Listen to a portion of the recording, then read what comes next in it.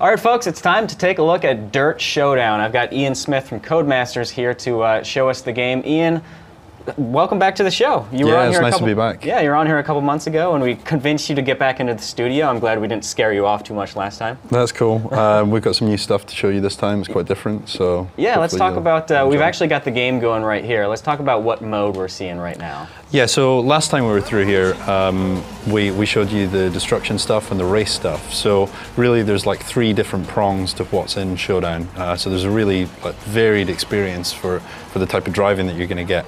And this stuff that you're seeing on screen is part of our Hoonigan Gymkhana modes.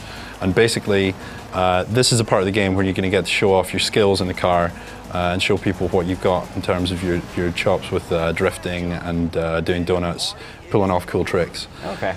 Because in the last game, Gymkhana was more about like a personal exercise to see what you can do on your own. Here, you've got Gymkhana spread to a live sort of showcase environment, huh? Yeah, so the whole game's made up of the Showdown Tour, where you go around lots of different places around the world, pulling off cool moves in the Gymkhana events, and then the other destruction and race events as well. So this is a head-to-head mode, and basically this is where the player pulls off tricks on an assault course run, and they have to beat their opponent who's doing a similar run basically in parallel to you. So you try and get over the finish line first, but you have to pull off the drifts and get around the track as quickly as possible. Okay, so with the added emphasis on the Gymkhana maneuvers, are you guys doing anything to the controls in the game to make it a little bit more? Yeah, so this time round, we kind of find that maybe last time it was a little bit difficult for people to get into the Gymkhana experience. So inside the studio, we've been calling this Gymkhana 2.0, but we've actually brought in the Hoonigan name because that's one of Ken Block, one of our partners, Ken. That's one of his brands where he's going to be pushing that big time this year.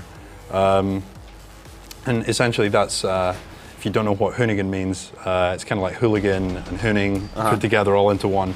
Hooning's like just doing things in cars that you're really not supposed to be doing.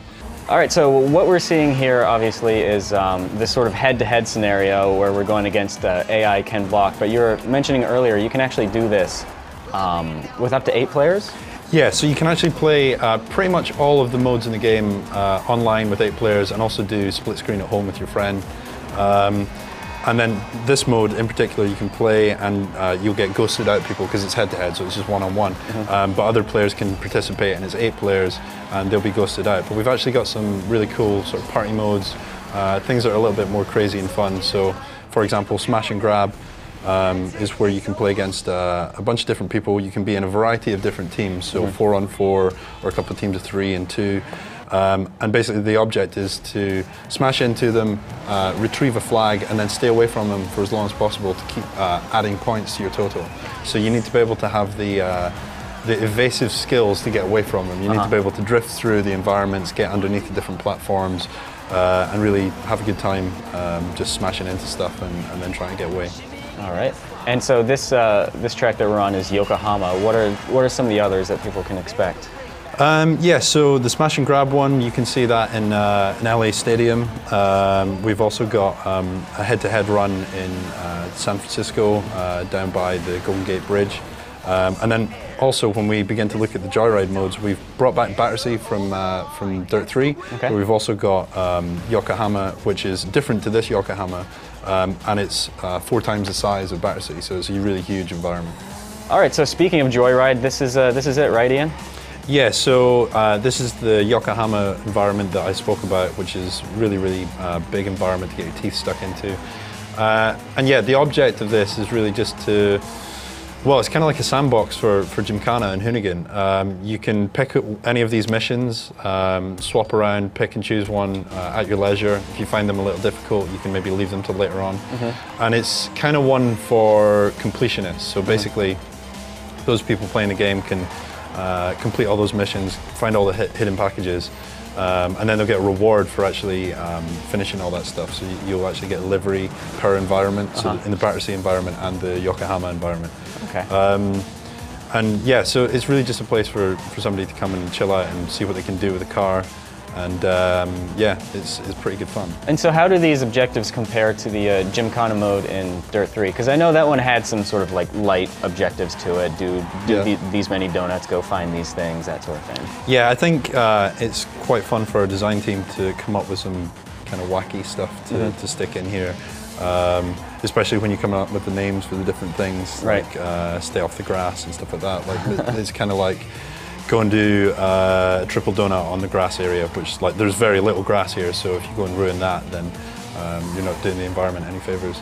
But yeah, we've tried to put in a really great mix of different stuff. So as well as just the simple tricks where you'll do a donut like there, there's also cumulative milestone missions where basically the player will be constantly tracked for everything they're doing. So whilst they're in the air, how long they're spending doing a drift, all of those kind of things.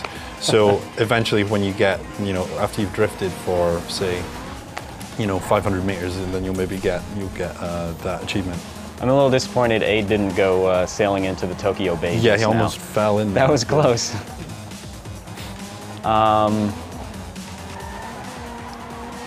All right, and so this mode works on some of the other tracks as well. It's not just Yokohama at night. Yeah, so there's Yokohama, which is, like I say, it's a really huge environment, but we've also brought back Battersea from Dirt 3, which has got a bunch of cool new missions and new stuff to explore, and really looks pretty cool this time around. We've made it look pretty shiny and new. All right, cool. All right, Ian, well, thanks a lot for dropping by the studio and giving us another updated look at DiRT Showdown. Can you go ahead and remind folks out there when it's going to be out in stores and the platforms it'll be for? Yeah, so you'll be able to get your hands on the demo at the start of May, and then you'll be able to get the final game at the end of May, and it's going to be available on PlayStation 3, Xbox 360, and PC on Steam. Cool. Thanks a lot, Ian. Thanks a lot, Sean. There you guys have it, DiRT Showdown.